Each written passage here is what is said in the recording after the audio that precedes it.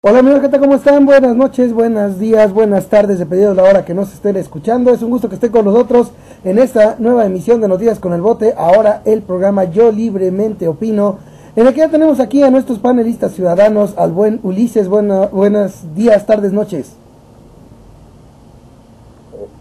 Hola a todos a los que amablemente nos escuchan y a ustedes, mis compañeros de la mesa virtual. Perfecto, mi buen Ulises. Marta. Hola, Bote, hola, Ulises, y muchos saludos a todos los que nos escuchan, muchas gracias. Y bueno, su servidor el Bote, vamos a dar comienzo a esta emisión de Yo Libremente Opino, porque bueno, el tema fue el boom que ocurrió en la semana, algo no esperado, que fue la detención de Elba Ester Gordillo, algo que sucede así de golpe, sin que se hablara siquiera de que se estuvieran llevando a cabo investigaciones hacia sus cuentas ni nada. De repente sale la detención de Elba Ester Gordillo en versiones que no dejaron de una u otra manera de resaltar la palabra de presunto, haciendo ver que no hay una seguridad plena con respecto a las acusaciones que se le están haciendo a la señora Elba Ester Gordillo. Y si a eso se le suma que, por ejemplo, entre los funcionarios de la Secretaría de Hacienda que ya por segunda vez no se presentaron a ampliar su declaración, se encuentra el señor Vaz, se han de acordar por el caso Polet del señor Vaz, pues llama mucho la atención, y a veces empieza a ir saliendo a la luz aquella idea de qué tan en serio realmente va el asunto de cómo se nos presentó a los mexicanos, ¿no? ¿Cómo es posible que los funcionarios de Hacienda, que son a final de cuentas de una u otra manera el señor Vaz, que viene siendo el titular de la unidad de inteligencia de la Secretaría de Hacienda, pues resulta ser que no se ha presentado a ampliar la declaración, por lo cual se retrasó el dar a conocer la situación jurídica de Elba Ester Gordillo? Pero al margen de esa situación, que también aquí nos irán comentando nuestros panelistas, aquí no podemos dejar de ver la situación que ocurrió en el CENTE. Una vez detenida la señora Elba Ester Gordillo, lo que era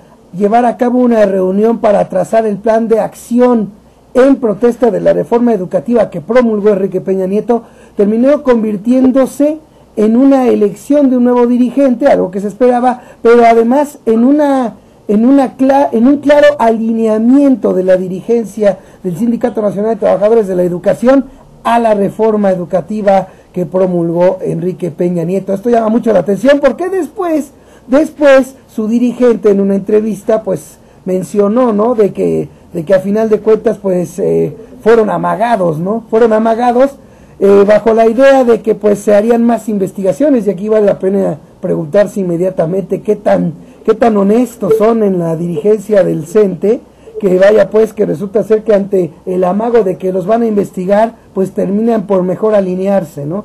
Y este trancazo, este mensaje en un momento dado hizo cimbrar por varios lados. Otro en el que fue notorio fue en el PRI del Distrito Federal, que se oponía precisamente al cambio en los documentos básicos, a la reforma de los documentos básicos del PRI, que tiene que ver con el asunto del IVA en alimentos y medicinas y la privatización de Pemex, y a la manera de los balazos terminó, pues ahora sí que respaldando, ¿no?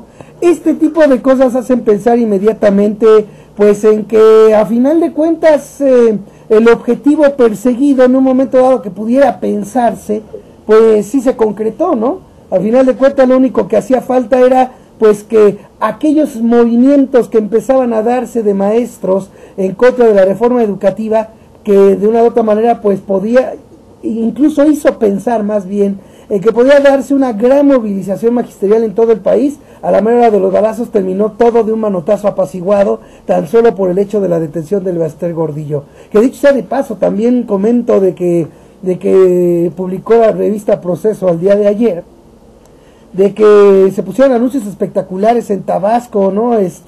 Manejando precisamente como presunto robo las acusaciones hacia el Elba Ester Gordillo en anuncios espectaculares. Qué chistoso, presunto con letras chicas y robo con letras grandes. Pero bueno, sigue estando ahí la sombra, la cuestión del presunto en el asunto de Elba Ester Gordillo. Y también vale la pena precisar que la semana pasada, precisamente al mero, digamos, de ejecutivo de la Human Rights Watch, incluso Murillo Karam, pues le había planteado de que recibió recibió, palabras más, palabras menos, una PGR desmantelada. Sin embargo, vemos como en ese caso del Baster Gordillo, vaya que trabajó rapidito y en unos meses sacó adelante este asunto, ¿no?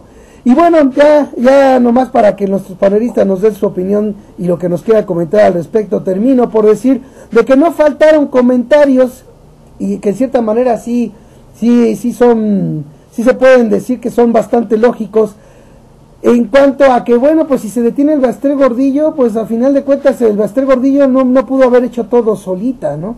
¿Dónde están los demás? O sea, que ¿hasta dónde va a llegar el asunto? Porque si se habla de hacer justicia, perdón, no nomás por agarrar y llevar a cabo una detención en la que todavía se sigue manejando la calidad de presunto en el asunto de los delitos que se le imputan, pues a final de cuentas, ¿dónde están? ¿Dónde quedan los demás? ¿Dónde quedan los que en su momento y décadas atrás pues siempre estuvieron poniendo a la maestra el Baster Gordillo como lo máximo, como la gran mujer, como la aliada en la educación, etcétera? Todos esos, ¿dónde quedan? ¿Qué sucedió allí? O simple y sencillamente era el asunto de dar el golpe como una especie de advertencia al estilo Darth Vader, ¿no? O estás conmigo, o estás en mi contra, ¿no? ¿O de qué se trata? ¿Cuál es el asunto de esto? Y bueno, pues es lo que trataremos de una u otra manera a nuestros alcances analizar a nivel ciudadano aquí con nuestros analistas. Así que bueno, vamos a dar inicio con el buen Ulises.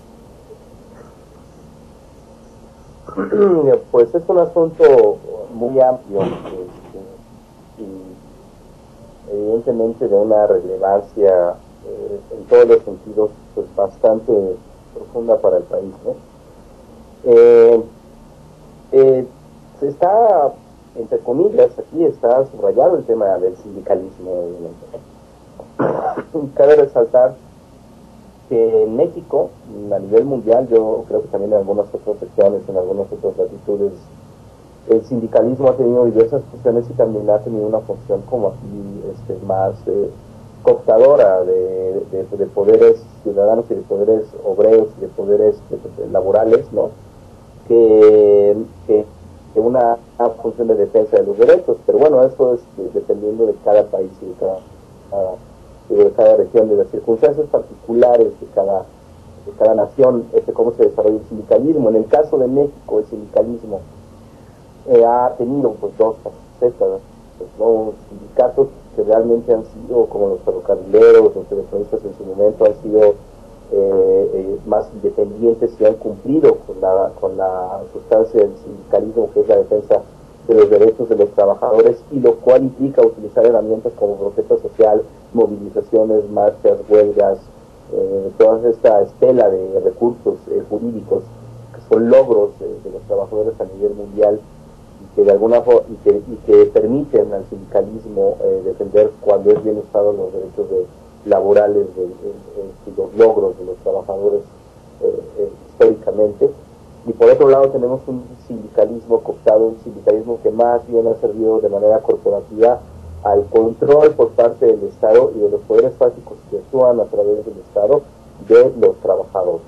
Es decir, el control de los trabajadores a través del sindicalismo y sobre todo pues estas maniobras como las que ya hablaba Francisco de alineación, ¿no? Es decir, la alineación es el conformismo y sobre todo la adherencia hacia las grandes decisiones y los rumbos que decide el gobierno o los poderes fácticos vía Estado de Derecho de gobierno, de gobierno en los tres poderes, y estas decisiones necesitan precisamente el respaldo de los trabajadores, necesitan el respaldo no solo de la opinión pública, sino también de los gremios corporativos tan grandes y extensos que representan los sectores de los trabajadores a través de los sindicatos, y este respaldo, como ya sabemos, ha sido conseguido sistemáticamente a través de la cooptación e incorporación de estas organizaciones laborales que supuestamente están para hacer justicia y para mediar de manera justa entre los trabajadores y los patrones, y que a final de cuentas se han convertido en un instrumento político. En este marco, el asunto, por ejemplo, de sindicatos como el de Pemex o como el sindicato de CENTE, en el negocio de trabajadores de la educación, han resultado casos paradigmáticos de lo que es denominado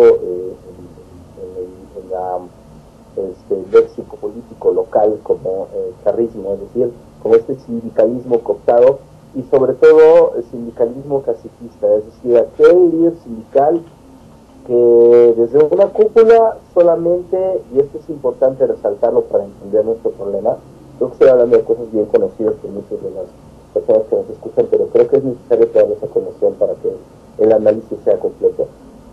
En esta categoría que se llama el sadismo, el sindicato charro, ¿no? Es decir, el sindicato que funciona como un mediador entre los poderes, las grandes decisiones de los poderes fácticos y el respaldo en votos o en otras versiones posibles de lo que es el respaldo o apoyo a ciertas decisiones por parte de los trabajadores.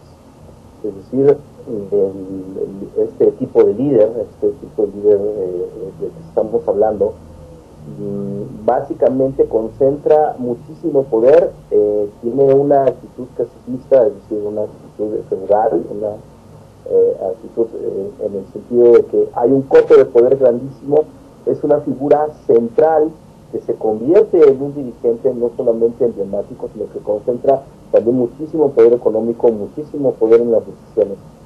Y supuestamente habiendo prácticas democráticas hacia el interior de los sindicatos, generalmente estos líderes, como frecuentemente sucede en México y también en otras partes del mundo, solamente utilizan la democracia como las prácticas democráticas institucionales como una fachada, porque en realidad estas elecciones dependen de muchas otras cosas y muchos otros intereses y muchos otros manejos políticos que poco tienen que ver con una verdadera representatividad que tan importante es en un sindicato de los derechos de los trabajadores.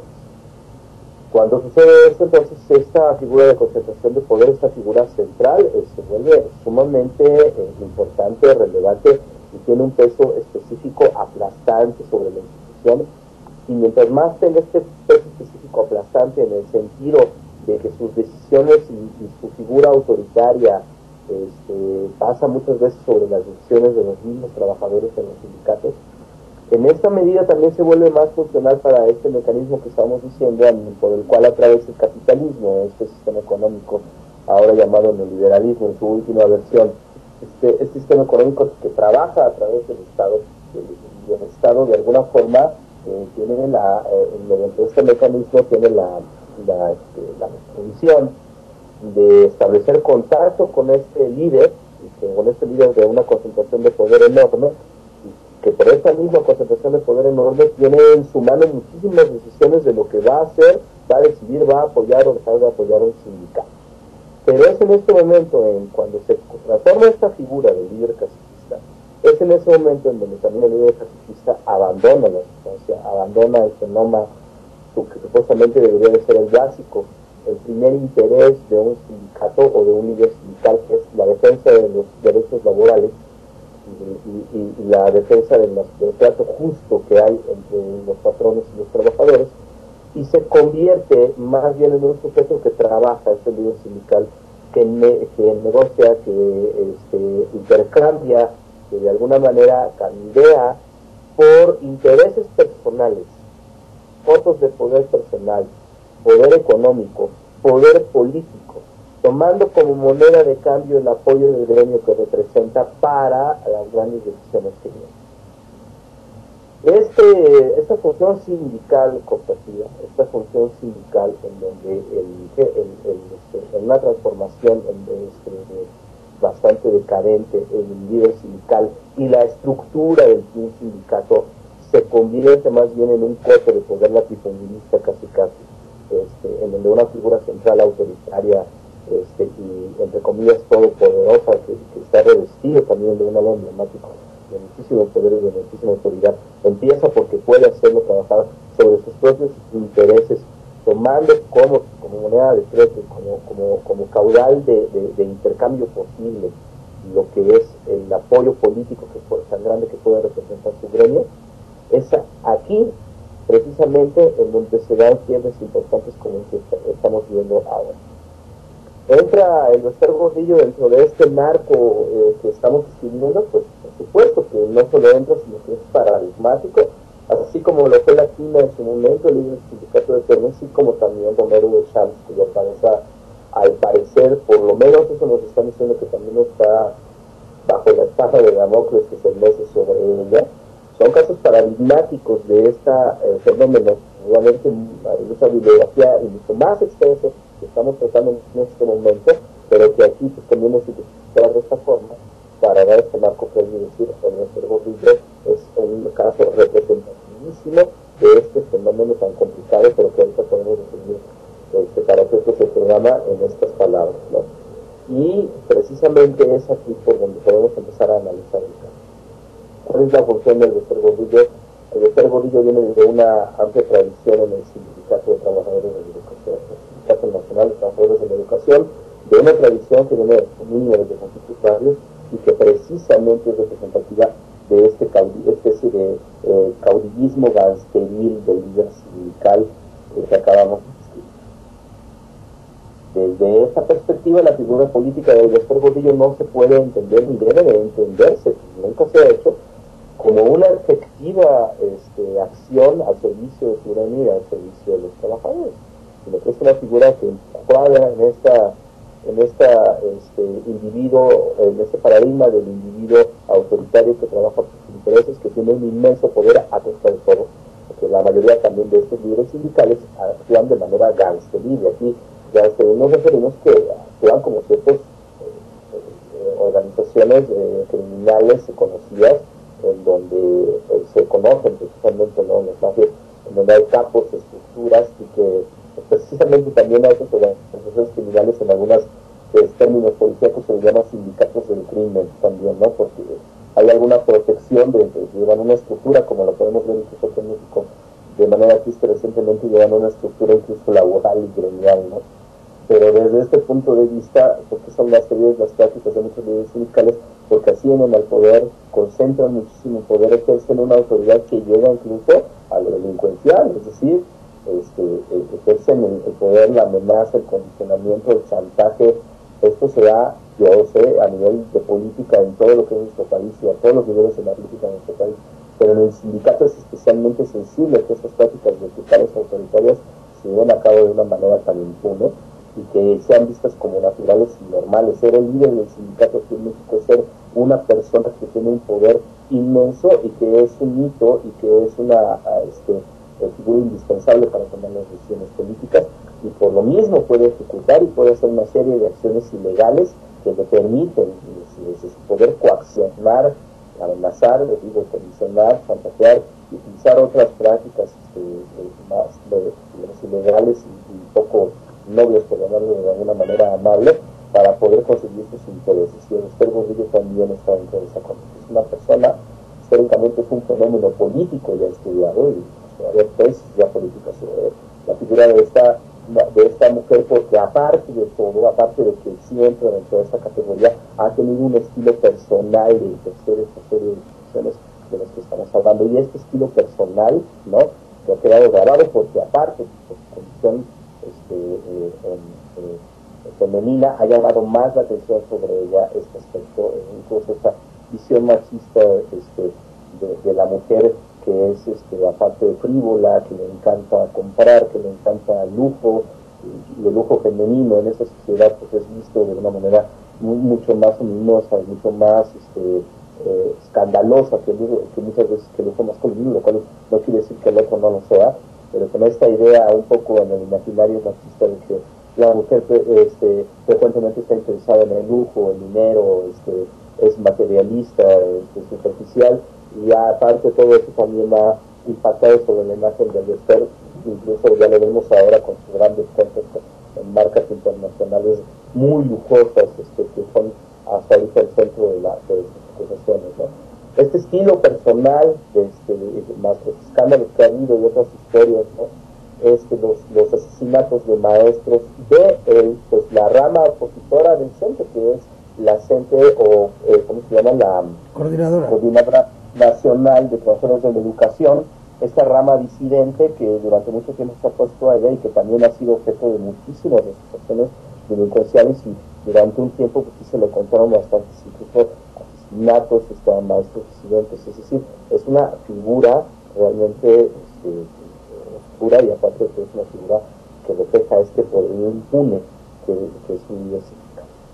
Y así no podemos decir que el Dr. Gordillo no haya estado a favor precisamente del sistema neoliberal. ella lo único que hacía cada sexenio, desde que fue puesta en el poder y favorecida incluso aún más por el panismo, se ha dedicado a servir a los intereses neoliberales sistemáticamente utilizando este mecanismo. ¿Cuál es este mecanismo? Es decir, tomo precisamente este respaldo posible del gran poder y la importancia política de mi gremio sobre las decisiones más allá de lo electoral, incluso más allá de la época de votaciones, que eso también es muy importante. Todos tienen que interceder conmigo, digo, es decir, todos tienen que pasar por mí. Soy una figura importantísima y nadie, ninguna fuerza política que quiera llegar al poder en México puede hacerme a un lado ni puede omitirme. Es decir, necesitan de numerosos sindicatos que tengo, que es el más grande, según el dato que ahorita es el más grande y más numeroso, y entonces quieren de alguna manera llegar a algo, tienen que pasar por mí. ¿Y qué? Pues a cambio de esto yo necesito cosas, necesito más poder, necesito más dinero, porque es el epítome del poder político corrupto, el Esther Gordillo, no el único, pero digamos que es uno de los del poder corrupto político en México. Y entonces yo voy a usar los intereses de mis trabajadores, pero no por ellos, sino voy a usar para de alguna manera extender mi poder, tomar más fuentes de poder político y económico, contarlas, negociarlas, y en el momento en que yo haya obtenido lo que quiero, entonces viene el anuncio de manera pública que el sindicato, las partes de este sindicato, que son quienes a mí que son la mayoría, ¿sí?, se alinean, respaldan, celebran e incluso persuaden acerca de las decisiones políticas en turno, que últimamente los ciudadanos que hemos comentado en este programa han sido decisiones de corte neoliberal, tanto los gobiernos paístas desde 1982 hasta los gobiernos franceses. Hasta la fecha. Esa ha sido la función de el Esther Gordillo hasta el momento, y yo creo que en este momento desde ahí se tiene que abordar el análisis, porque es una persona que ha estado al servicio del neoliberalismo por este fenómeno político que acabo de describir, y no se puede decir que haya sido una verdadera opositora, ni se puede leer, y hay argumentos para ello, que se pueda leer esto como un ataque a una verdadera opositora a los intereses del sistema. No, de hecho más bien, mira, el ambiente que más o menos se siente a nivel de la opinión ciudadana al respecto es de que esto va más encaminado a una simulación que a otra cosa, porque mira, como tú bien dices, no se puede manejar como opositora, ¿sí? Como quiera que sea, también ha servido para los intereses de la cuestión neoliberal, para los intereses neoliberales, ¿no? Y a final de cuentas también esta reforma educativa, pues esta reforma educativa no la pidió nadie. Esto también hay que resaltarlo, porque también en la semana anunció el Plan Nacional de Desarrollo Enrique Peña Nieto. Qué chistoso, miren, todo igualito, casi como Salinas de Gortari. Así va el camino de Peña Nieto, Esto lo pongo entre paréntesis, Fíjense, primero inició con un pacto, lo mismo que hizo Salinas de Gortari, nada más que aquel pacto se llamó Pacto de Solidaridad y Crecimiento Económico. Aquí se le llamó Pacto por México. Después lo que hizo Salinas de Gortari fue también un Plan Nacional de Desarrollo, que culminó básicamente con la entrega de toda la riqueza, de la mayor parte de la riqueza de este país, a manos de unos cuatitos ambiciosos, vulgares sin llenadero, que ya están en la Forbes. Ese fue el resultado, ¿no?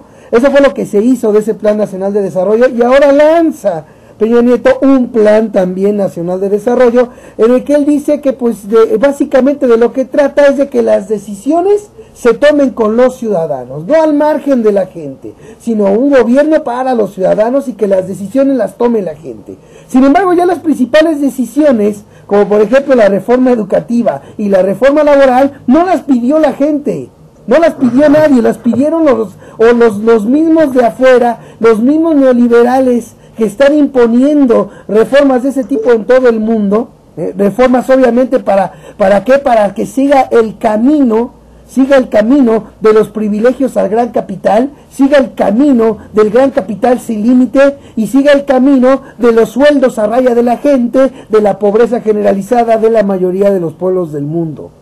Entonces, esta reforma, al igual que la laboral, al igual que la que quieren hacer fiscal, al igual que la que quieren hacer en Pemex, no son otra cosa más que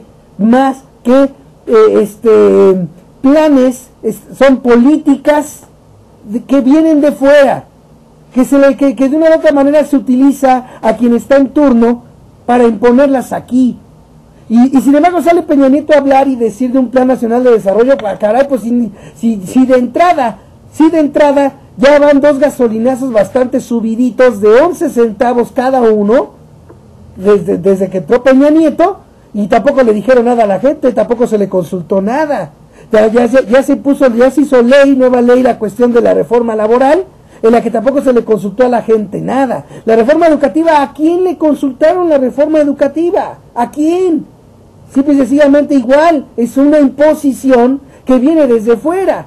Y a final de cuentas no se pidió opinión, pero ahora se sale a hablar de eso, ¿no? Digo yo eso entre paréntesis, ¿no? Y ahora volviendo a lo mismo de la señora del Baster, estamos viendo que a final de cuentas es un asunto en el que pues no se puede decir, como tú bien dices, que ella sea realmente defensora del trabajador, cuando de sobra se ha visto que la señora del Baster Gordillo es de los principales ejemplos del uso del apoyo magisterial y laboral para hacer carrera política, no para defender a los trabajadores, no para defender al magisterio, sino hacer carrera política, algo que hacen en muchísimos sindicatos también. De lo que se trata es de hacer carrera política. Primero empiezan como líderes y al rato terminan como senadores, terminan como senadores y líderes, y luego terminan también como diputados y líderes, y en fin, o sea, a final de cuentas el trampolín para la carrera política fue el gremio sindical. Entonces tampoco se puede decir que el sindicalismo en México realmente cumple la función de defender al trabajador, cuando en los hechos vemos de manera constante cómo líderes sindicales terminan haciendo carrera política y los derechos laborales en general terminan siendo pisoteados y terminan puestos al gusto precisamente del gremio patronal y del gremio del gran capital. O sea, no se puede decir eso. Pero aquí me llama mucho la atención porque entonces todo lo que se tiene que hacer es simular. Tú dijiste en una parte muy interesante que ese tipo de decisiones tienen que pasar por el apoyo, por ejemplo, de la gente, por el apoyo de los trabajadores, por el apoyo de los maestros en el caso de la reforma educativa. No, lo que se hace es aparentar que supuestamente hay ese apoyo, porque en realidad eso ni siquiera se toma la molestia realmente de medirlo, preguntándole al trabajador de a pie o al maestro de a pie. Simple y sencillamente porque los gremios o los representantes sindicales dicen que sí, como en este caso, que de la noche a la mañana, así como de la noche a la mañana se dio la detención del Baster Gordillo, así de la noche a la mañana se dio el viraje completamente total, opuesto de 180 grados del gremio del Sindicato Nacional de Trabajadores de la Educación. Completamente cambió todo, así. Entonces no se puede decir que realmente esté actuando con base en defender el interés de los maestros. No, es claro que no. Es simple y sencillamente que ese viraje se da en pro de que de entrada pues no los investiguen, así ha de estar la cola, ¿no? Y bueno, y ahorita que va Marta a dejarnos su opinión, y ahorita vamos a ir a las réplicas después de la opinión de Marta, quiero nada más preguntarle también a Marta, porque ella conoce más de leyes que yo, y bueno, al margen de leyes, en cierta manera yo no me trago el cuento, y yo creo que muchos mexicanos tampoco, de que una investigación, por ejemplo, de presuntos, porque así lo manejan todo, de presuntos desvíos de recursos en el sindicato desde 2008, se haya podido hacer en tan solo unos meses. Bueno, no estamos hablando de menos, estamos hablando de por ahí de 2 meses, bueno, va para 3. En tan solo 3 meses se pudo llevar a cabo una investigación de ese tipo. Eso también se lo preguntaría en dado caso, por la cuestión legal que uno conoce menos que en este caso Marta. Adelante, Marta. Bueno, obvio no. Ya se tenía eso desde hace tiempo y no se ha constatado que desde hace varios años se presentaron demandas, se presentaron denuncias en contra del Baster, se hicieron investigaciones, pero pues no, aunque se hubieran hecho las diligencias necesarias, nunca se utilizaron. De todos modos, sí, aquí se utilizan los tiempos de manera política, porque tampoco creo, no es que no crea, tienen muchísimos recursos para apurarse y hacer las cosas bien, pero qué casualidad que todo este entramado lo hayan hecho en tan poco tiempo. Sé que se han tardado en todo y nunca hacen nada para otros casos, y que eso tampoco eso tampoco es normal, porque con voluntad política y con todos los recursos se puede agilizar los trámites, pero no de esa manera. Y qué casualidad que aquí sí en 3 meses se haya hecho eso. Eso es imposible. Ya llevaban mucho tiempo con eso, pero lo detuvieron hasta dar el golpe preciso. De hecho, en proceso citan que una fuente cita que hace unos meses antes de las elecciones, o un poquito antes de las elecciones, déjame ver la fecha en específico, se reunió el Baster con Peña Nieto 1 o 2 meses antes de las elecciones para darle la renuncia, o 2 meses, sí, 2 meses antes con Peña Nieto, algo así era la fecha, y le presentar la renuncia porque ya está cansada, o quién sabe ahí que haya tanto, porque ahí todo eso está muy, muy nebuloso, y que Peña Nieto le dijo: no, te necesitamos, yo te necesito todavía, te necesito. ¿Por qué la necesitaba y luego hace esto?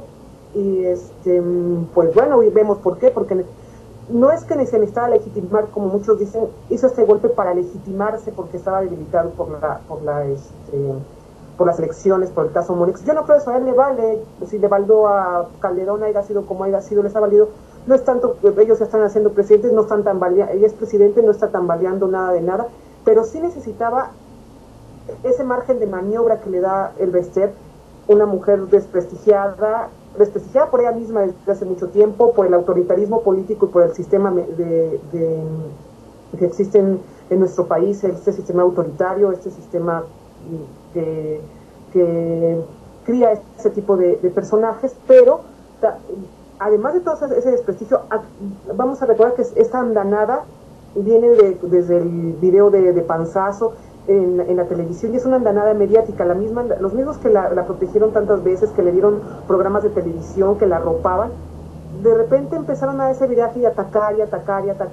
Creo que aquí sí fue contra un poder fáctico que es el sindicato, creo que de los más débiles poderes fácticos, porque los más fuertes, que son los verdaderos, el mayor problema, que es el poder económico, el poder empresarial, son los que quedan intactos y van a seguir quedando intactos, por más que intelectuales de izquierda digan que ahora sí fue un mazazo para ellos, y que qué miedo tienen Slim, y que qué miedo tiene Televisa, porque Peña Nieto ya tomó fuerza. Eso es mentira. Todas las reformas que está haciendo Peña Nieto, neoliberales, tendientes a seguir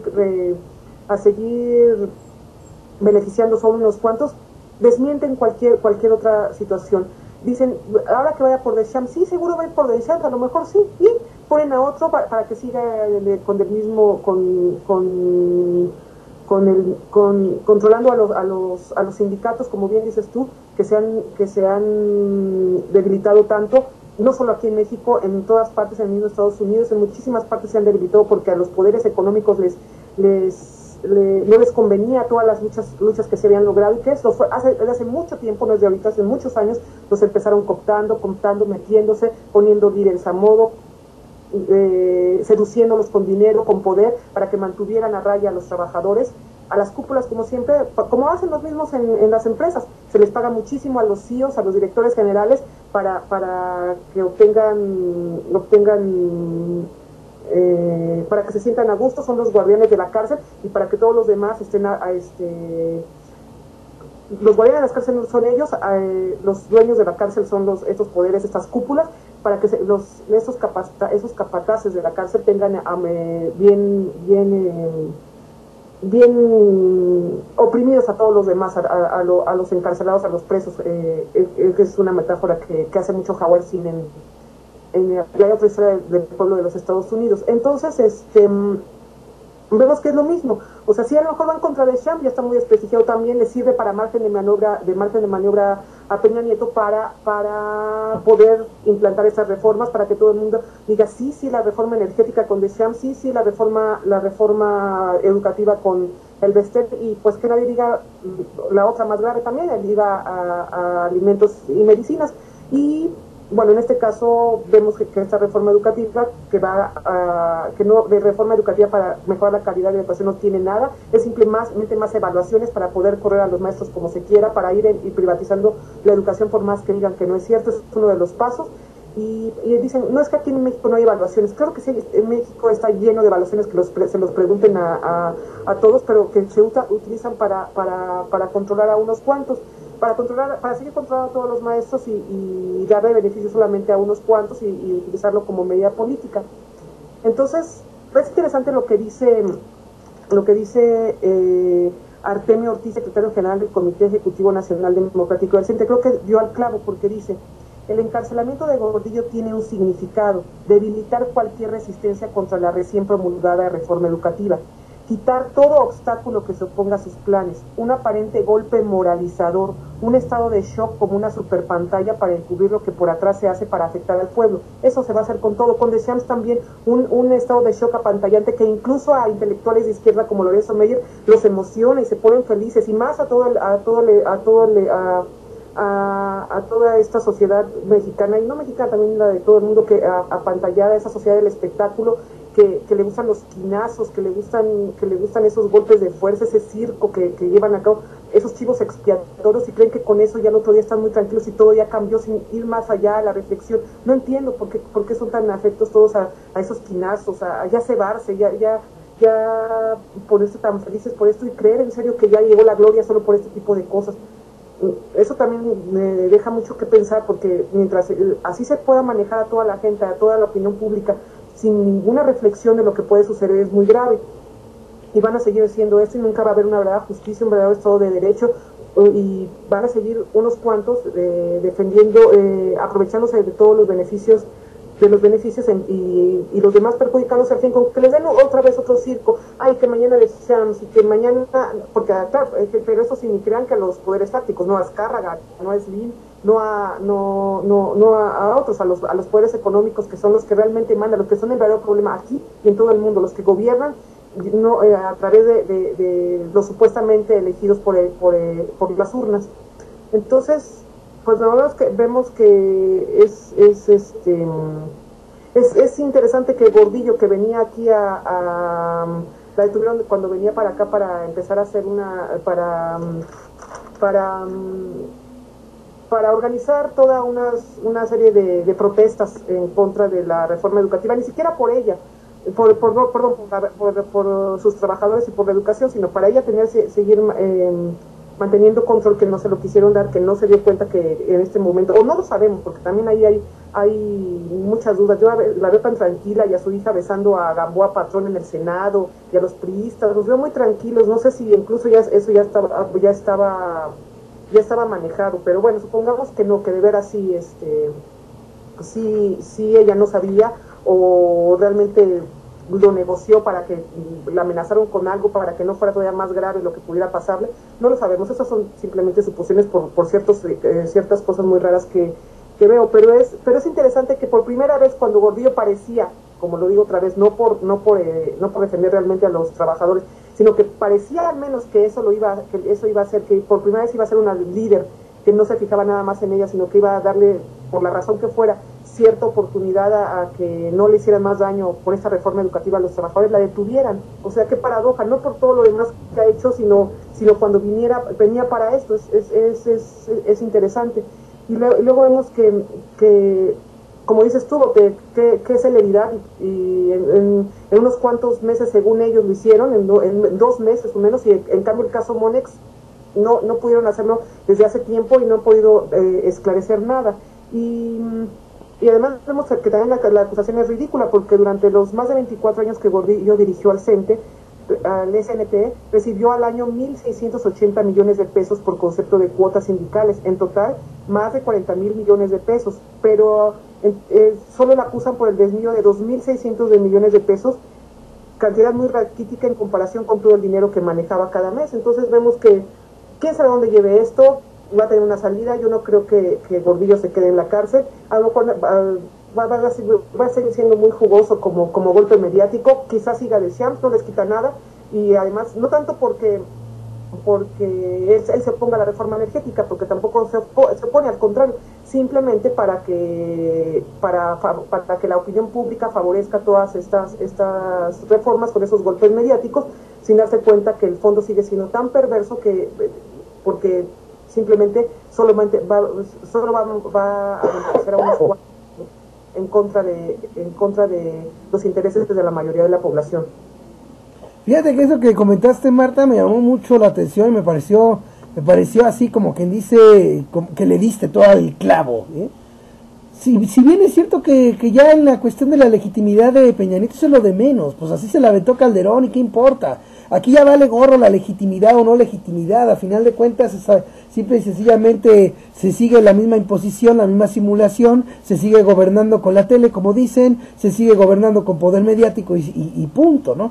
Yo creo que aquí lo interesante es que si bien la legitimidad ya no importa en términos de cómo llegaron al poder estas personas, lo que sí importa es darle legitimidad a lo que hacen. O sea, desde el punto de vista de lo que yo creo, y me da la impresión que eso es lo que se busca. Porque, por ejemplo, cuando tú tocaste y comentaste esto que me llamó también la atención de Romero de Champs, hemos de recordar que de acuerdo a unas notas que publicó Reporte Índigo, desde el 2 de enero fue informado Osorio Chong y el secretario del Trabajo de que en la Asamblea General del Sindicato Petrolero se eligió a, si mal no recuerdo, se llama Hernández Lira, como dirigente del gremio, desde el 2 de enero. Lo único que ha pasado es que el gobierno no le ha reconocido esa dirigencia que ya se ganó el señor Lira. Es algo que se ha mantenido desde enero hasta la fecha, de no sé por Reporte Índigo, o por lo menos yo no he visto que se informe de manera masiva y en medios televisivos, por supuesto, a la gente de esta situación, de que ya en la Asamblea General del Sindicato Petrolero ya fue votado otro líder del gremio. O sea, en pocas palabras, desde el 2 de enero perdió Romero de Champs y sin embargo no lo están haciendo. Y esto me llama la atención por lo que tú dijiste ahorita, ¿no? Si en un momento dado el golpe que pudiera hacer, por ejemplo, ahora para buscar legitimidad de las cosas que se están llevando a cabo, porque hemos de recordar que ahorita ya se tuvo la legitimidad, por ejemplo, así forzado, ¿no? Del gremio magisterial, si ustedes quieren, ¿no? Ya se tuvo la legitimidad del gremio magisterial en la reforma educativa, que era algo importante, por lo menos ya se alineó el CENTE, ¿no? Pues se va a necesitar también, de una u otra manera, que dé legitimidad, por ejemplo, lo pongo así, a la privatización de Pemex, que dé legitimidad del sindicato petrolero.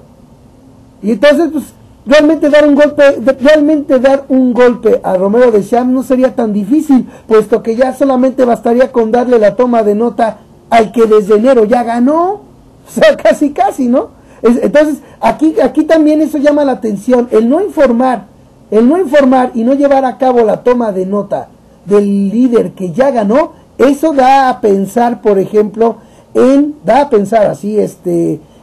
una pretensión, por ejemplo, de un golpe a Romero de Champs, que no tendría otra, desde mi punto de vista, más que buscar legitimidad a lo que se haga de reforma en materia energética. Que hemos de recordar que en materia energética, lo planteado, por ejemplo, que fue el inicio de todo este borlote de reformas que según tanto necesita México en materia energética, se dio en el 2008. Así que, ¿por qué ahora se necesita otra reforma energética? Eso es lo que debe de cuestionarse luego, y no como tú dices, que analistas, que intelectuales tan importantes, por ejemplo, como dices tú, Lorenzo Meyer, se pongan a festejar con bombo y platillo, por ejemplo, el hecho de la detención del Baster Gordillo, cuando todavía se sigue usando el asunto de presunto. Ni siquiera hay algo que ya se diga, ¿sabes qué? Mira, ya se tienen las pruebas contundentes, se tienen las pruebas para ya no llamar siquiera presunción por lo que se le detuvo al Baster Gordillo. Eso no ha sucedido. Por eso a mí me llama mucho la atención tu comentario en términos de que se pongan intelectuales a celebrar esto, por ejemplo, cuando, perdón, todavía le falta cuerda. ¿Quién quita a lo mejor que porque está enferma quede libre? O que porque a lo mejor, como ahorita ya vemos que Vaz no se presentó tampoco, y eso ya dio lugar a que la situación jurídica de el Baster Gordillo se retrase un día más. Vaya ustedes a saber si al rato no salgan con que, pues, como de una u otra manera faltaron, no declararon los que debían, X cosa, termine libre la señora, o a lo mejor terminen para taparle el ojo al macho, terminen dándole sentencia, y que la sentencia la cumpla en su casa porque está enferma, ¿no? Aunque dijeron que no iba a haber trato especial, ¿no? Y a la medida de los balazos luego la trasladaron. Yo quisiera saber cuántos presos se enferman en los penales y simple y sencillamente, pues ahí a la buena de Dios como les vaya, ¿no? Si acaso a la enfermería de ahí pues, se acabó, pero según no iba a haber tratos preferenciales. Cosas que simple y sencillamente son que al pasar, que al irlas leyendo, que al irse uno dando cuenta, pues obviamente nos pone a pensar lo que tú bien decías, ¿no? A final de cuentas, por delante se muestra algo como un boom, cuando realmente lo grande que está haciéndose por atrás en detrimento de la población mexicana, pues sigue su camino y su curso de siempre, ¿no? A ver, mi bueno, Odiseo, réplica, comentario, lo que nos quieras decir.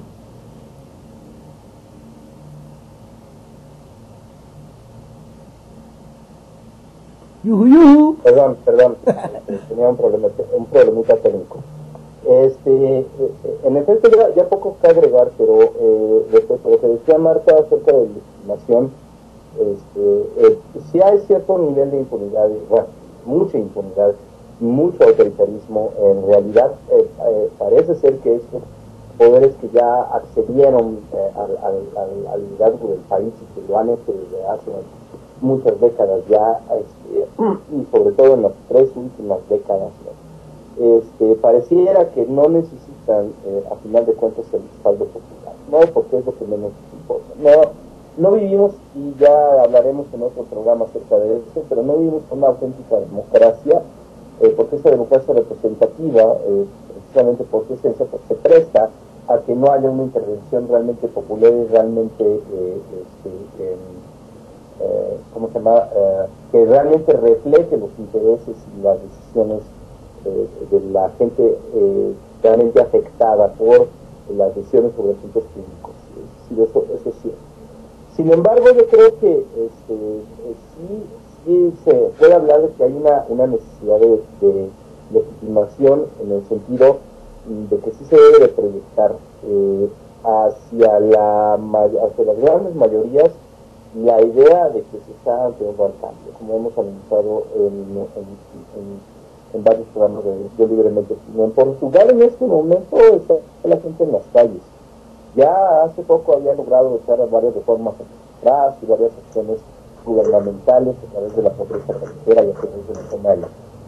Ahora quieren introducir otras medidas que también son totalmente lesivas y muy riesgosas para su sobrevivencia incluso, y están ahorita otra vez en pie de lucha y organizándose en acciones colectivas y movilizaciones en las calles de Lisboa y de otras ciudades de Portugal. Lo cual quiere decir que realmente esto sigue siendo que la gente esté inconforme, que la gente tenga la percepción de que está siendo engañada, de que está siendo abusada, sigue siendo todavía peligrosa o riesgosa y sigue siendo muy incómoda. Es algo que los gobiernos, el poder en turno, en este caso aquí, preferirían no tener enfrente. Sí, yo estoy de acuerdo en que al parecer no necesitan esa legitimación porque están haciendo lo que quieren y están tomando decisiones y parece que nadie se les opone, pero realmente también nadie se les opone porque han hecho un excelente trabajo.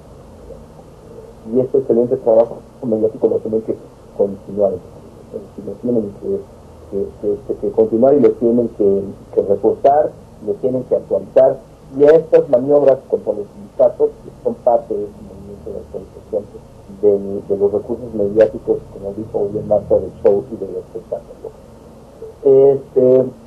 Es evidente también que hay muchas cosas que denotan, o más bien connotan que no hay precisamente una sorpresa hacia el interior de ciertos poderes o de ciertos círculos con respecto a eso. Yo he de confesarles que yo era de la idea de que la maestra difícilmente era tocable, es decir, difícilmente se iba a cometer una acción, se iba a llevar a cabo una reacción jurídica con ella.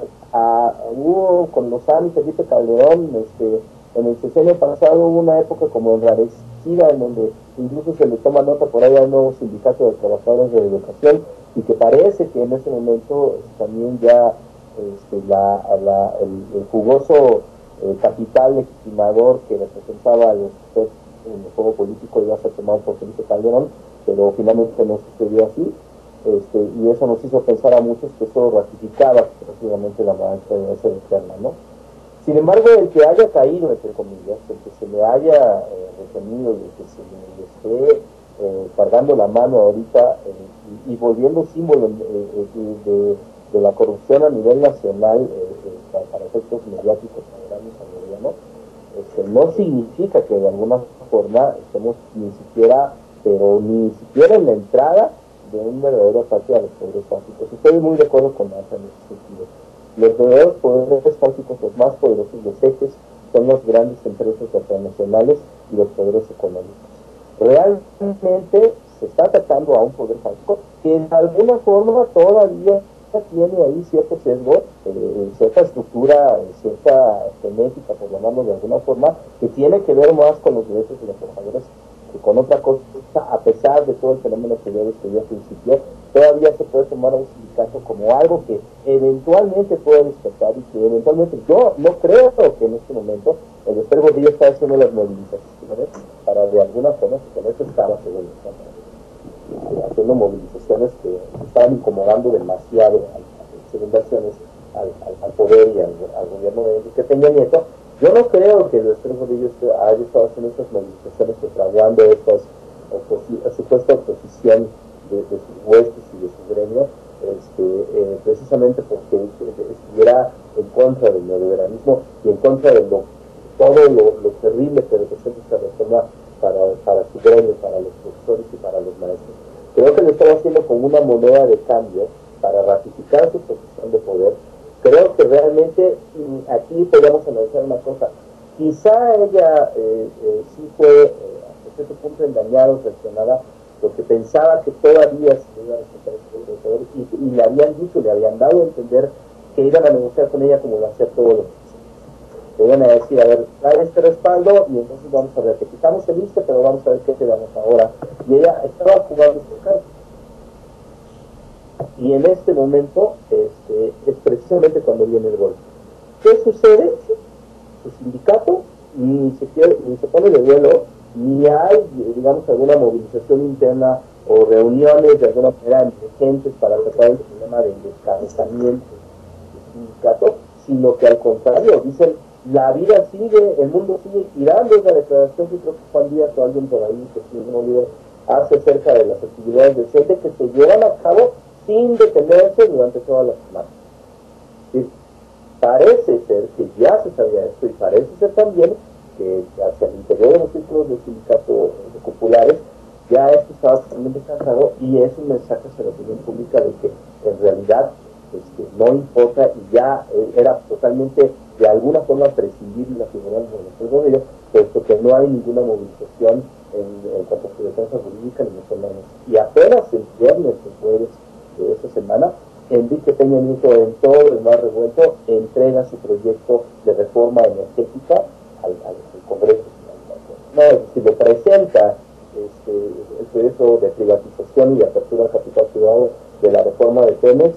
De alguna forma, yo creo que ahí sí hay una serie de mensajes que hay que leer. Es decir, inmediatamente de que se empieza a dar este golpe mediático que supuestamente nos dice, ratifica con todo lo que decía la izquierda, entre comillas también, de que el PRI era la continuidad, de que no se estaba actuando y de que en realidad no se iba a tocar a ciertos poderes, llaman el mensaje, en efecto sí se van a tocar, pero también esto me legitima a mí y ante la opinión pública, sabiendo que yo represento honestidad y represento cambio, esas son las palabras clave. Yo, en este momento, en mi gobierno representamos honestidad, cambio y respeto a la ley y respeto al derecho sobre todas las posiciones de poder que se puedan tener, pero también entonces te lanzo la reforma energética que la presento de una vez junto con el cambio de los estatutos de PRI para admitirla, porque pues, opinión pública tienes que entender que si yo de alguna manera soy el cambio y soy el Estado de Derecho casi personificado, tienes que tener una confianza absoluta en mis decisiones.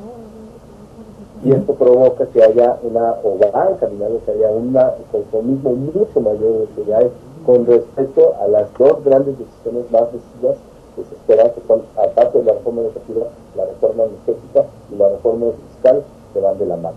Oye, pero nada más quiero hacer un paréntesis rápido, ahorita para antes de que se me chispe, ¿no? Fíjate, si por ejemplo se hubiera llegado a, ¿tú crees de veras que por ejemplo le hubiera sido suficiente, por ejemplo, legitimidad que el Baster Gordillo, por ejemplo, hubiera abrazado, por ejemplo, la reforma educativa que promulgó Peña Nieto, la hubiera abrazado, que no hubiera ocurrido lo que ocurrió, sino simple y sencillamente directo, el Baster Gordillo la avala, la legitima, da su aval del Sindicato de Trabajadores de la Educación a esa reforma?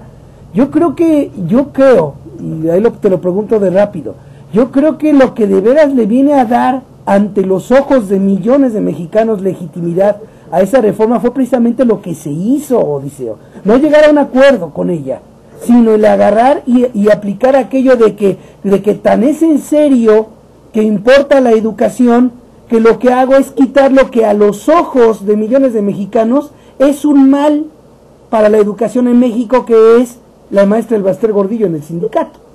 O sea que como que eso le da más legitimidad pues a su reforma educativa, que por ejemplo si el Baster Gordillo le hubiera dado el aval directo. No sé tú qué pienses de eso. Sí, no, y de hecho, mira, porque sí, yo creo que por ahí va el asunto, porque de hecho, independientemente también de lo que lo que opina Marta, yo pienso que el destino final, tratado de la forma, el destino final era el aval. Eso era lo que no tenía reto, el aval por parte del sindicato y por parte del Baster. Ella todavía como centro de poder y de cabildeo con el apoyo del sindicato. Entonces ese es el destino final, eso no estaba en cuestión. Lo único que estaba en cuestión era qué iba a pedir ella y qué le iban a dar a cambio de esto. Y las movilizaciones eran moneda de cambio.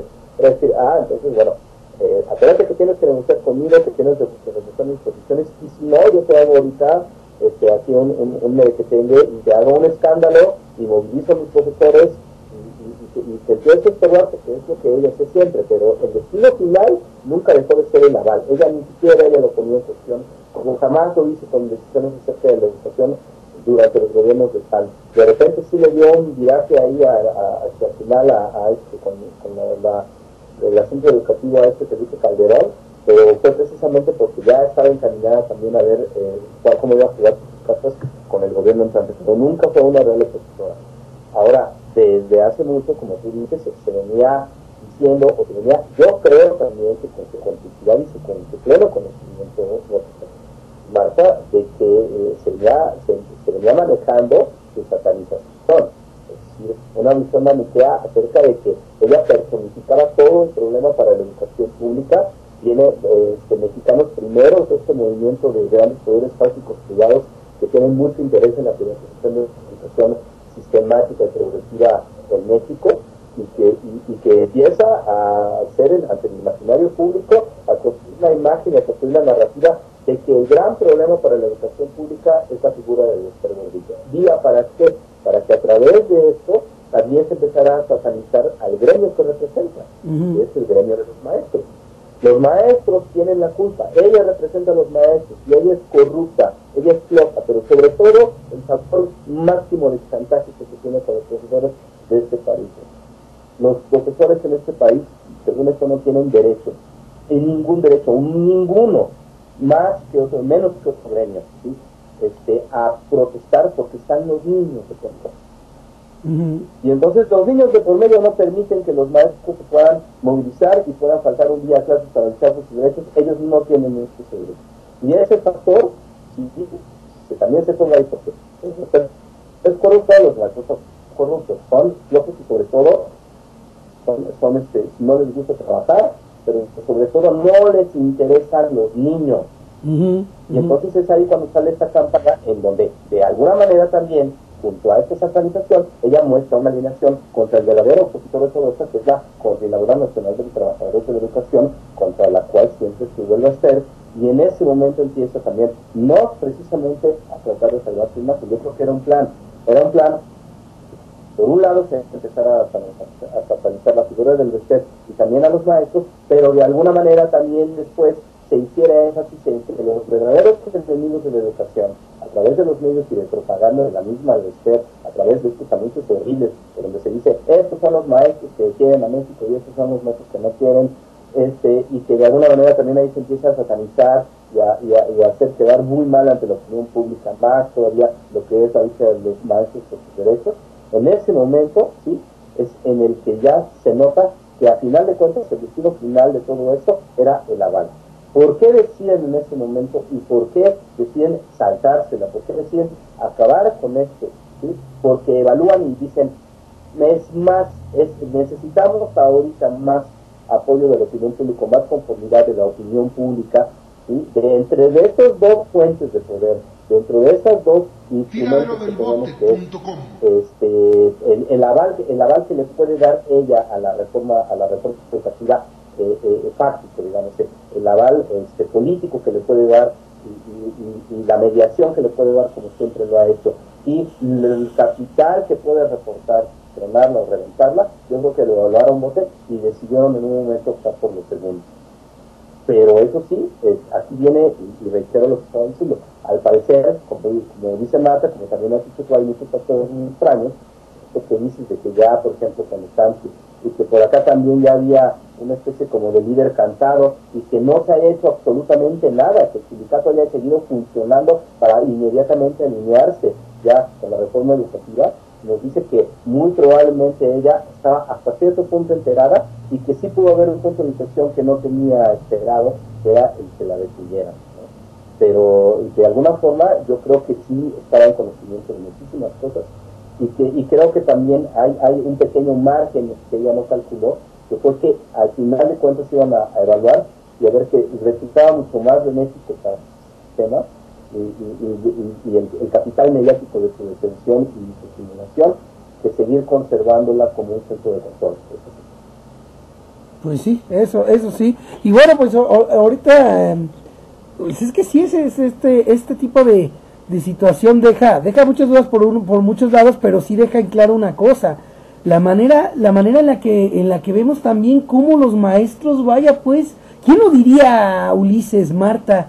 ¿Quién podría decirlo? Estamos hablando de maestros, los que educan a los niños en este país, y simple y sencillamente, pues ellos son los que si el líder les dice hacen, y si el líder les dice que no hagan nada, si todo se queda callado, nadie hace nada.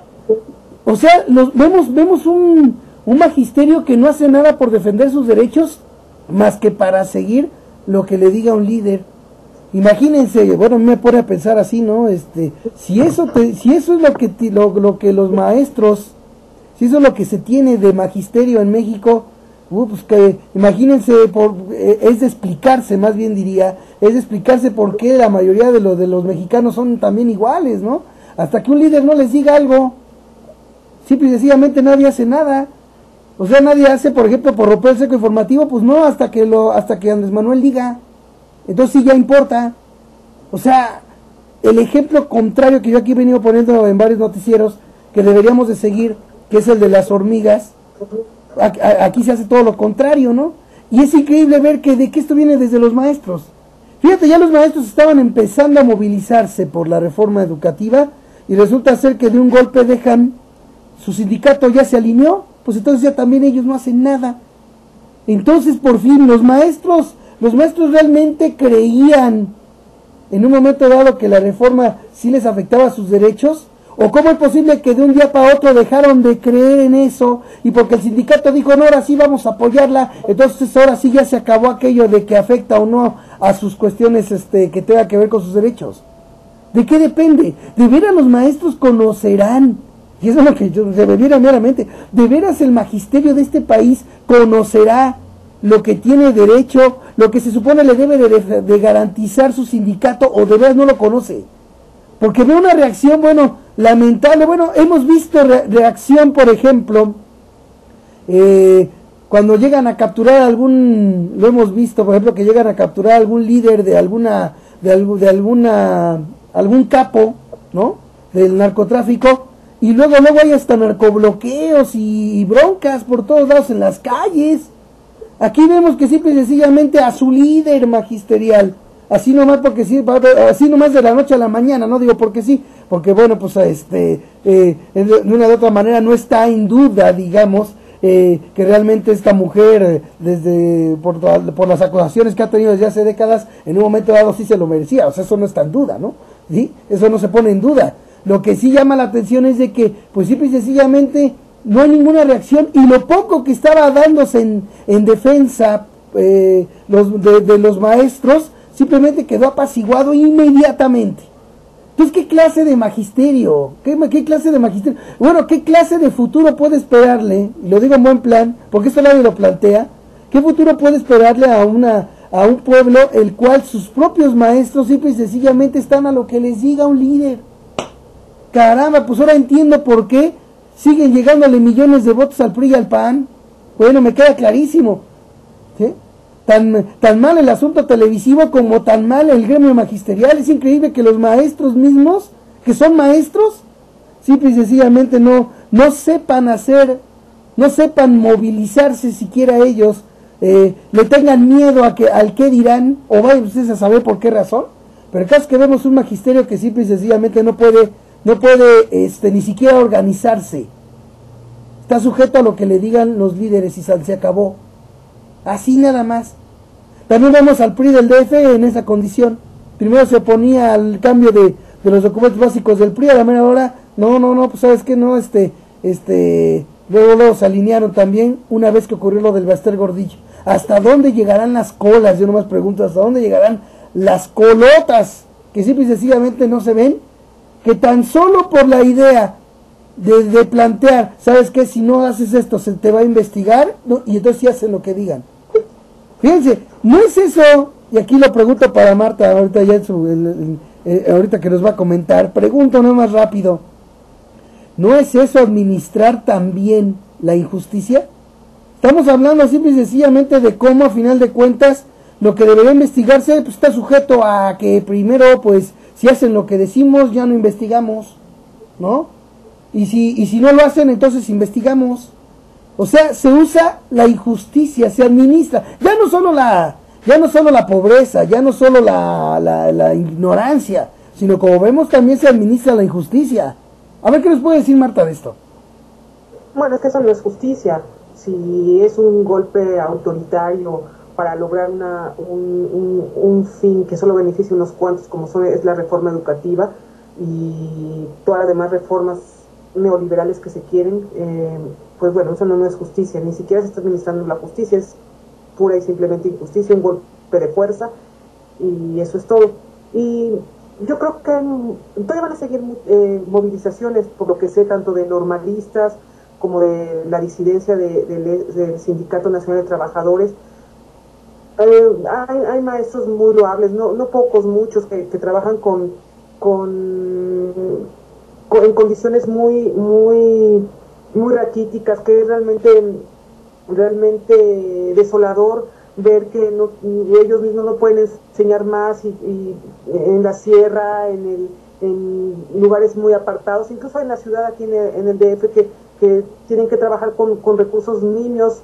La verdad, solo unos cuantos maestros son los que obtienen las prebendas del Baster, y muchos de ellos, aunque no quisieran, tienen que someterse por ese control que tuvo durante tanto tiempo, y que lamentablemente, ojalá me equivoque, pero no lo creo por todas las evidencias, va a seguir con el otro dirigente que venga, porque simplemente se pasa de un control autoritario, férreo, injusto a otro. Pero bueno, espero que me equivoque. Entonces, yo creo que si hay muchos, va a seguir habiendo protestas. Sí es triste que muchos, por la necesidad, la necesidad de la pobreza, la cultura impregnada autoritaria que existe, se sometan a esto, pero yo creo que hay muchísimos maestros, y hay muchísimos maestros que merecen nuestra admiración, nuestro apoyo, y que por las circunstancias en que trabajan, por darle un poco de esperanza a ciertos niños que no tienen ni para apuntar ni un cuaderno ni un lápiz, y que llegan con solamente una tortilla en el estómago para estudiar. El esfuerzo que hacen también los maestros es loable, y yo creo que es una de las labores más nobles que existen, y que no se le ha dado no se le ha dado su lugar, y que mientras no se le dé su lugar y no se le admire como en Finlandia, que tiene el mejor nivel educativo, donde la profesión de maestro es una de las más prestigiosas, pues bueno, no sé a dónde vayamos. Y se habla del magisterio que no hace nada y que se ha sometido, pero ellos por lo menos tienen cierta justificación por eso, ¿no? Por la pobreza, el trabajo tan arduo, se les paga una cantidad irrisoria para todo el trabajo que hacen muchos, de trabajo de tiempo completo, muy arduo, un trabajo un trabajo que realmente es difícil y se les ningunea, y aparte se les echa la culpa de todo, como ahora quiere hacerlo toda esta campaña mediática. Pero es interesante ver que, bueno, esto tiene una justificación, pero Esther, todo ese control insano, todo ese dinero que obtuvo, no lo hizo sola, y muchos se beneficiaron de él. Entre todo lo que hacía esta mujer, obras de arte que compraba, sus mansiones y todo, también solía dar gratificaciones a intelectuales por conferencias magisteriales, defensa de su figura y presencia, negocios de ventas de libros o revistas, y el pago correspondiente por los tirajes fabulosos de impresiones de libros que obligadamente debían llevar el logo de IESA, de IESA, que era una institución que ella también dirigía. Entre los conferencistas e intelectuales que se beneficiaron y que crearon incluso y apuntalaron el Bester, pues veamos quiénes están: Manuel Camacho Solís, Marcelo Ebrard, Alejandra Moreno, Jorge Castañeda, Adolfo Aguilar Sincer, Enrique Krause, Óscar Espinosa Villarreal, Héctor Aguilar Camín, Jorge Caguachi, Ricardo García Cervantes, entre otros. ¿A ellos qué justificación tienen? ¿Se están muriendo de hambre? ¿Qué justificación tiene todo el baja que tenían y lo que cultural que tenían, toda la educación tan refinada, tan esmerada para permitir esto? Y ahora sí, ¿qué van a hacer y qué se le va a hacer? ¿Qué van a hacer ellos? ¿Qué van a decir? ¿Se van a deslindar como ratas que huyen del barco que se hunde nada más y hasta ahí? Eso es también algo que debemos preguntarnos y debemos tener en cuenta. Y por otro lado, el tema del sindicalismo, de la bondad que tienen los sindicatos, de lo que lograron mucho tiempo y el debilitamiento que se le ha dado y que es lo que ha contribuido también a que se haya pauperizado lo que ganan los trabajadores, su nivel de vida, las condiciones. Es un tema muy interesante y que deberíamos abordar en alguna ocasión, porque es muy rico, porque es muy triste que la opinión pública, por esta estrategia que lograron los poderes económicos a través del poder político, y como yo lo dije, no solo aquí, sino en todo el mundo, para que se equipare las raterías de unos cuantos, las prebendas de las cúpulas, y eso haya permitido el debilitamiento de las luchas sindicales. Yo creo que vale la pena tratarlo, porque es uno de los pilares de lo que está sucediendo, no aquí en México, sino en todo el mundo, de seguir beneficiando unos cuantos en contra de las luchas y de la miseria de todas las demás personas. Yo creo que ese mal, Marta, radica mucho en esa, creo que la base, es mi punto de vista, creo que la base principal de esa condición que tú comentas del sindicalismo, no solo en México, sino en el mundo, es precisamente el cambio del interés de los dirigentes sindicales. ¿Sí? O sea, a lo mejor en un inicio comienzan con una intención de defender a los trabajadores, pues de luchar contra las injusticias, por ejemplo, en sus gremios, en sus sindicatos, pero que a la mera hora terminan sucumbiendo a la enorme tentación de hacer carrera política. ¿Cuántos no vemos nosotros que a final de cuentas no se le cumple a los trabajadores, pero vemos a los líderes que terminan haciendo carrera política? Lo vuelvo a repetir, sí, ¿no? Sí. Pero es que pero es que eso ya y se ha visto históricamente y se han hecho estudios, no solo aquí, sino en Estados Unidos, en todas partes. Fue también toda una estrategia de cooptarlos a través de poder, a través de dinero, que hicieron los poderes económicos que estaban asustados de la jornada de 8 horas, de vacaciones pagadas, de un salario digno. Se asustaron e hicieron todo eso, los fueron infiltrando, fue toda una cuestión histórica y cultural muy importante. No nada más es que no salió de la nada y que de repente salió un líder sindical que quiso encaramarse. No, fue toda una estrategia muy bien planeada para ello. Claro, sí, pero yo lo que planteo, que por eso te decía que yo considero que es, desde el punto de vista de la base, es porque mira, si en un momento dado un líder termina cambiando su postura, es porque simple y sencillamente a ese líder le pudieron llegar, ¿sí? O sea, por una tentación o lo que quieras, pero pudieron llegarle. O sea, ¿qué es lo que lleva realmente a una persona que llevaba un ideal X terminar sucumbiendo a los designios del gran capital? A que a la mera hora de la verdad, como tú dices, ¿sabes qué? Es una estrategia, sí, pero en esa estrategia fueron agarrando a unos, a otros. Nada más es la estrategia del dinero y la de seducción del poder. Exacto, porque no hay una... Se les amenazaba y se mataba, no nada más era, si no se alineaban y no aceptaban el dinero, era plata o plomo. No es sencillo, no creo que nada más es echar la culpa a la moralidad y todo de los líderes. Sí, tiene que ver, estoy de acuerdo, pero también darse cuenta que no solo eso, muchos murieron, los mataron porque no se alinearon, fue una mafia. Pues sí, bueno, al menos eso es como tú lo planteas y lo plantean muchos en un momento dado, pero bueno, es que también sucede esto, que cuando les dice, por ejemplo, como dices tú, ¿no? ¿Sabes qué? La plata o plomo se quedan callados. O sea, porque yo no veo que alguien agarre y diga, por ejemplo, como en el caso que ocurrió ahorita, ¿no? El líder actual del CENTE es el que, claro, no lo dijo de la misma manera y con el mismo bombo y platillo ni nada, sino ya lo dijo en una entrevista por ahí que le hicieron, que vaya pues que fueron amagados. O sea, ya lo dijo él eso, ¿no? Pero ¿cuántos realmente pues así los amaguen o lo que sea, simple y sencillamente pues tampoco dicen nada? Y porque yo digo, bueno, pues ¿sabes qué? Bueno, es que como dices tú, es un vera muy amplio, y además, dicho sea de paso, también comento rápido que en cierta manera hay honrosas excepciones. Ahí eso sí lo he comentado yo muchas veces en los programas, y aquí sí vale la pena porque tú lo comentaste y es cierto, y vale la pena rectificar y mencionar esa honrosa excepción. Sí hay gente en el magisterio, como es el caso de la coordinadora, que llevan años luchando por sus derechos sin sucumbir, o sea, y no sucumben, ¿no? A pesar de que han sido tachados de lo peor. Qué chistoso, ¿eh? Son los que son tachados de lo peor, ¿eh? Por ejemplo, los que en un momento dado, por ejemplo, la coordinadora que se ha mantenido en lucha por los derechos del magisterio desde hace décadas, pues ellos son los que son mal vistos, como bien decía Odiseo, ¿no? Y sí llegué a ver esos anuncios, en los que a final de cuentas el maestro malo, pues es aquel que se manifiesta, es el que no quiere a los niños. O sea, todo ese lavado de cerebro, ¿no?, que se viene dando, que forma parte de todo el atole con el dedo que se da por siempre, ¿no? Pero sí, efectivamente tiene razón y rectifico, hay honrosas excepciones, hay maestros que sí siguen en pie de lucha, y hay que reconocérselos. Los que más están en esa situación desde mi punto de vista son los de la coordinadora, y no son pocos, cada que hace una marcha la coordinadora, bueno, es una marcha, yo he visto que es una marcha bastante concurrida, son muchísimos los maestros que sí, que de una u otra manera luchan, y qué bueno que también hay la oportunidad de poder rectificar ese dicho que dije yo de que todo, no es cierto,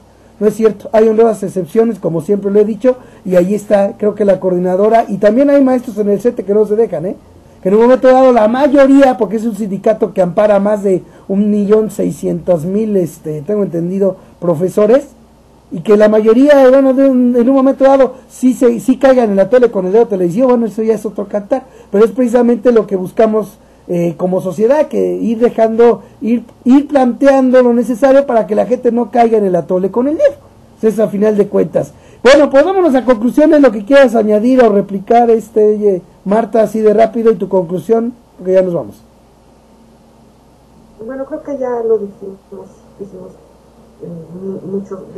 tocamos muchos aspectos importantes, y veremos qué pasa con esta situación, que a ver si esos intelectuales de izquierda o tantos que festejaron siguen con su sonrisa de oreja a oreja de aquí a unos meses.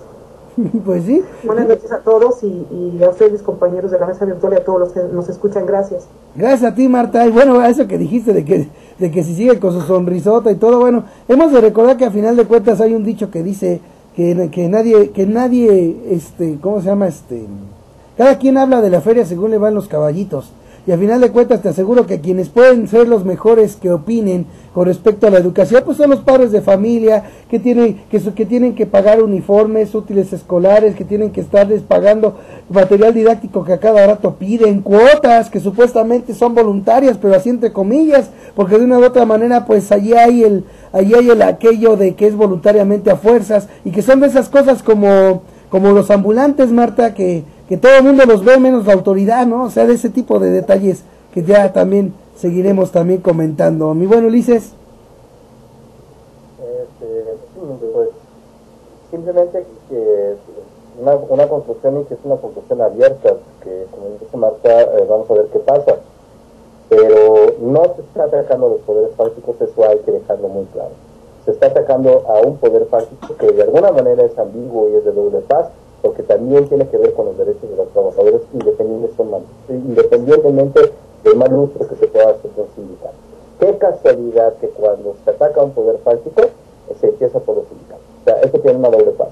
Y los poderes fácticos reales, que son los poderes fácticos económicos, empresariales, transnacionales, de las grandes corporaciones privadas, estos siguen en marcha, siguen intocables, y estructuralmente el actual gobierno, así como los anteriores, está haciendo todo para beneficiarlos.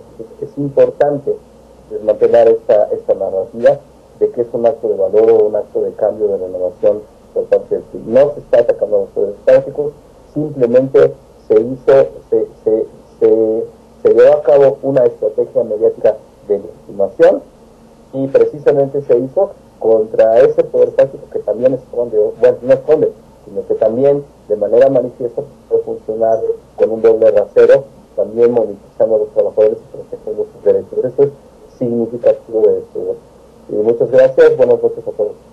No, pues nada más yo concluiría de sobre todo ahorita de lo que dijo Ulises, pues yo concluiría que también podemos darnos cuenta en este esquema de los poderes fácticos que dice Ulises, pues yo diría que podemos ver que hay poderes fácticos que terminan siendo instrumento para que sigan preservándose los privilegios de los meros gallones de los poderes fácticos en el país.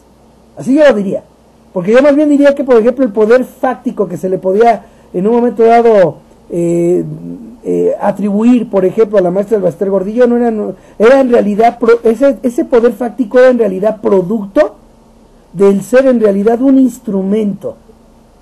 ¿Para qué? Para que los verdaderos intereses de los verdaderos gallones de los poderes fácticos, pues ahí estuvieran y siguieran el camino neoliberal que han venido trazando desde hace mucho, pero mucho tiempo. Bueno, amigos, pues gracias por habernos acompañado, gracias a Ulises, gracias a Marta, y bueno, recuerde que no se debe perder la esperanza de vivir en un México mejor, ya que mucha gente lucha contigo, y junto a ti no se les olvide que la única forma en la que el mal triunfa es que los hombres buenos no hagan nada. No dejen de visitar y compartir en sus contactos, dime, Twitter y Facebook, este programa, y también www.tiraderodelbote.com, que por cierto, ya le di otra manita de gato ahí para que se vea más, pues ya que tenga una mejor vista. Espero que les guste, visítenlo y déjenme su opinión a ver qué les pareció. Igual la invitación la extiendo aquí para el buen Ulises y para Marta. Gracias a todos por habernos acompañado en este Yo Libremente Opino. Los esperamos dentro de 8 días. Mientras tanto, un abrazo, que tengan una buena semana y nos estamos viendo. Tiraderodelbote.com